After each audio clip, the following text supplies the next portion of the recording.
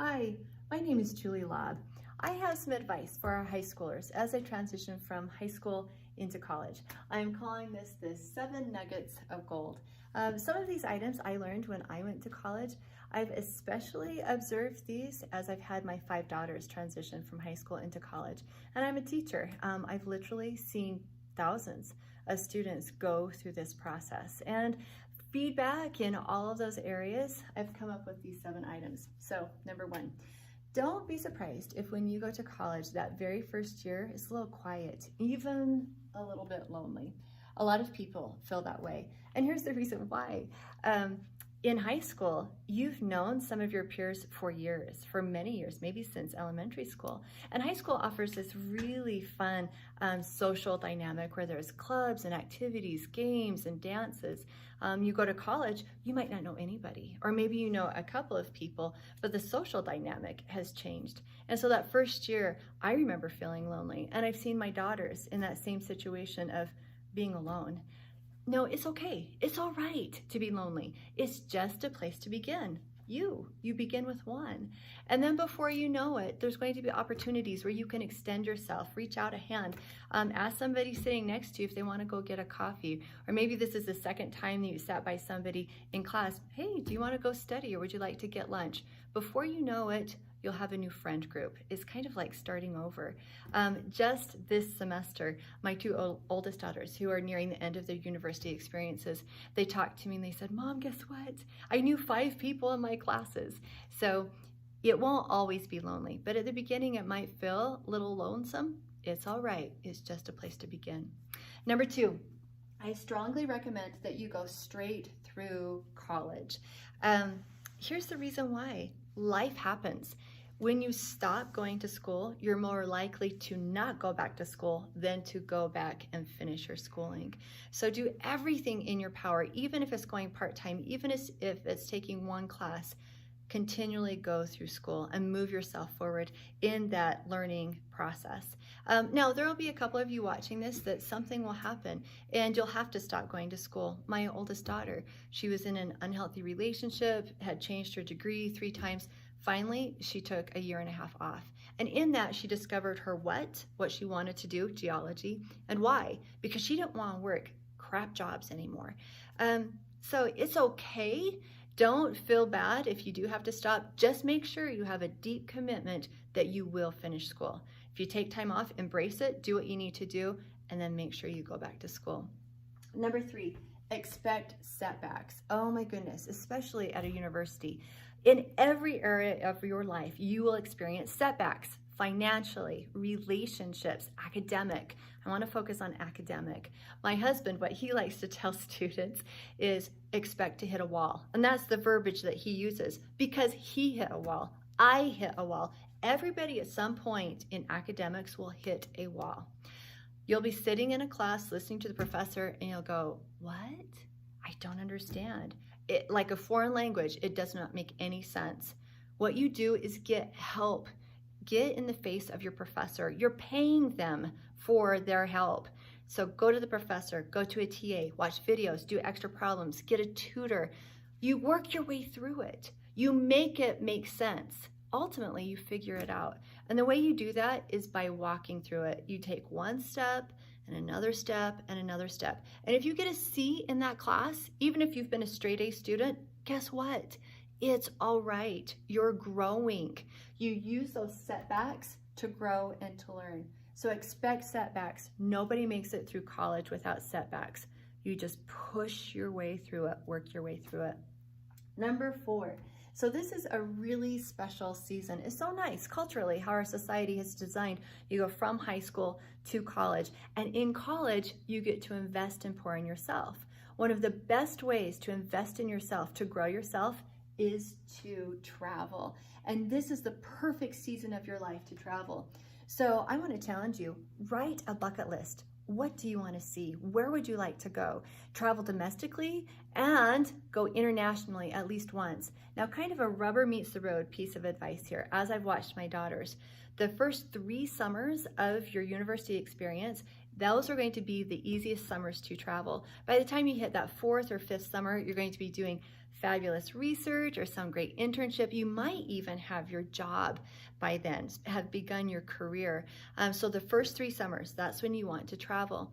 So right now, go get a job. Set money aside. It is worth the investment of your effort, resources, energy, and money to travel. Why? It expands your worldview. It changes you as a person as you experience new culture, new people. You become more grateful, more generous, more compassionate, more empathetic.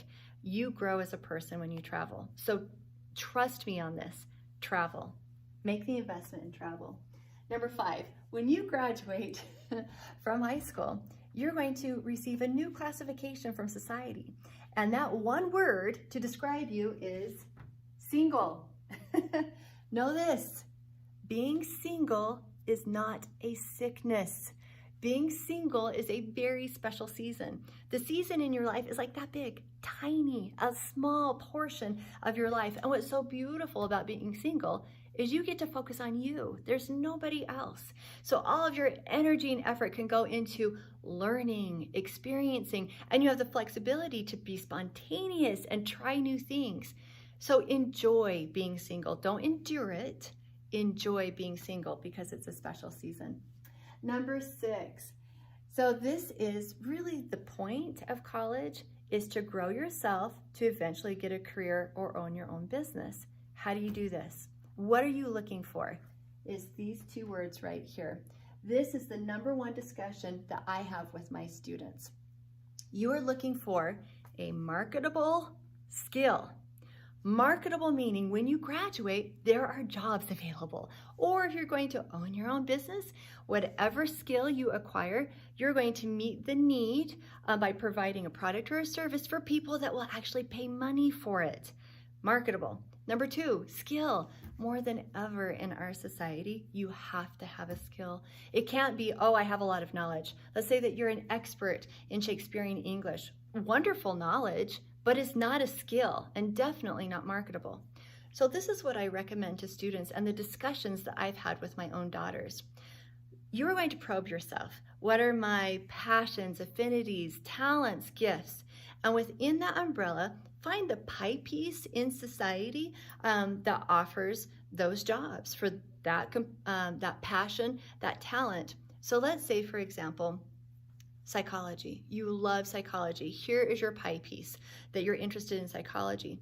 So you're going to poke, probe, investigate, where are the marketable skills inside that pie piece? Well, for psychology, it's going to be a counselor, social worker, go to medical school and become a psychiatrist. Now, some of you might be looking at your pie piece and you'll go, I don't see anything. Nothing that's a marketable skill. So in that case, honestly, what I recommend, become bivocational. You're going to double major. So let's say that you look at your passions and your gifts and you say, I'm an artist. I love sculpting. I want to be a sculptor. Great, beautiful skill, but it's not marketable. So you become bivocational. Bivocational, so you're going to major in art to become a sculptor, and you're going to major in something else that will give you that marketable skill.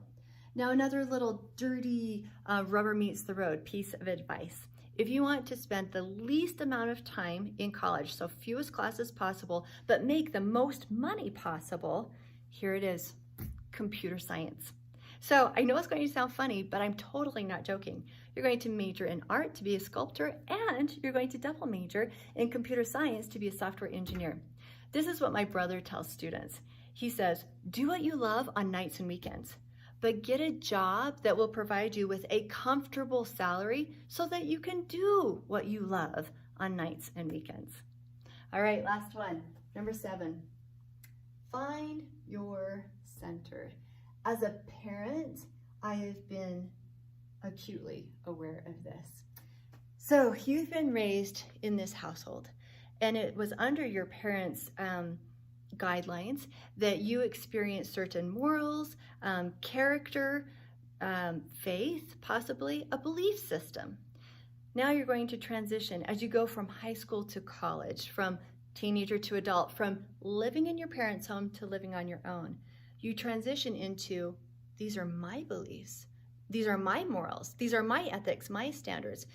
In that arc right here, you go from the umbrella of this is what my parents believe to this is who I am. You really discover yourself.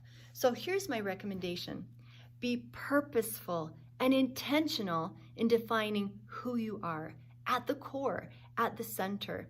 Asking yourself questions like, where do I draw a line? Where do I say no that I don't go further on X, Y, Z? What are my standards, my ethics, my morals? Who do I want to be? The character of who I want to be on the inside. Here's the reason why. There are really two reasons for this. Number one, I guarantee that at some point in your university experience, somebody's going to challenge you. They're going to press you on who you are at your very center.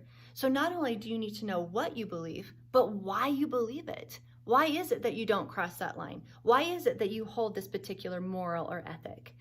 Second reason why it's so important to be cognizant and aware of defining who you are. You have thousands of decisions coming up. I mean, these first 6 show just a snippet of the decisions that you're going to be facing. If you know who you are at the center, it will become a filter in deciding, does this add value to me as I make all of those decisions? Now, remember, this doesn't mean that you're not humble or teachable, malleable. Yeah, you're going to learn something and change and adapt, even at your core, who you define yourself to be. But if you're aware of it, it's going to help you make healthy decisions, and it's going to help you stand as you have opposition come your way. So as you transition from high school to college, to wrap all of this up, enjoy the process. It's a special season. You are going to do great in life. So smile, work hard, push forward, and enjoy it as you do it. Thank you.